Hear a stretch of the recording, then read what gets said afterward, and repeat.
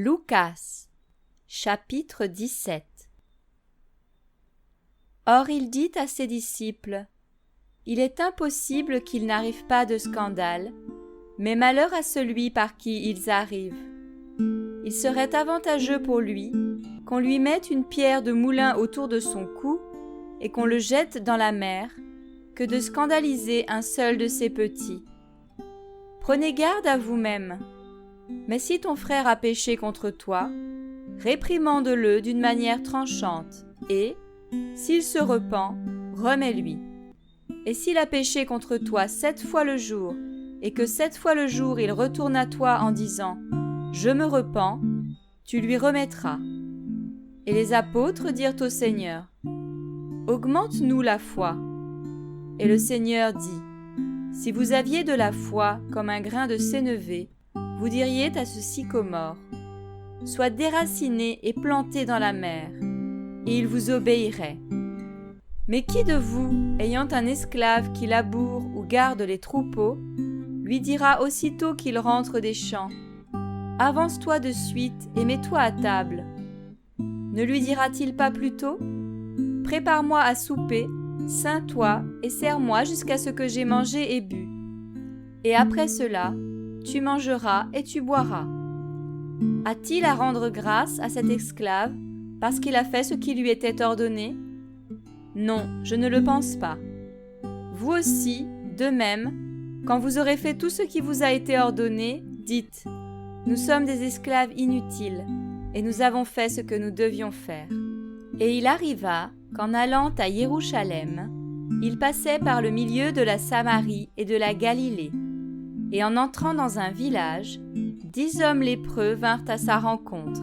Ils se tenaient éloignés, et ils élevèrent la voix, disant « Yehoshua, Maître, aie pitié de nous. » Et en les voyant, il leur dit « Allez vous montrer aux prêtres. » Et il arriva, comme ils s'en allaient, qu'ils furent purifiés. Mais l'un d'eux, se voyant guéri, revint sur ses pas en glorifiant Élohim à grande voix. Et il tomba sur sa face à ses pieds en lui rendant grâce. Or, c'était un Samaritain. Mais Yehoshua, prenant la parole, dit « Les 10 n'ont-ils pas été purifiés? Et les 9, où sont-ils? Il ne s'en est pas trouvé qui soit revenu pour donner gloire à Élohim, si ce n'est cet étranger. » Et il lui dit « Lève-toi, va, ta foi t'a sauvé. » Mais étant interrogé par les pharisiens quand viendrait le royaume d'Élohim, il leur répondit et dit « Le royaume d'Élohim ne vient pas de manière à être observé, et on ne dira pas « Voici, il est ici » ou « Voilà, il est là », car voici, le royaume d'Élohim est à l'intérieur de vous. Mais il dit aux disciples « Des jours viendront où vous désirerez voir un des jours du Fils de l'homme, mais vous ne le verrez pas. Et on vous dira, voici, il est ici. Voici, il est là. N'y allez pas et ne suivez pas. Car comme l'éclair brille, resplendissant d'une région sous le ciel à une autre région sous le ciel, ainsi sera le Fils de l'homme en son jour. Mais il faut premièrement qu'il souffre beaucoup et qu'il soit rejeté par cette génération.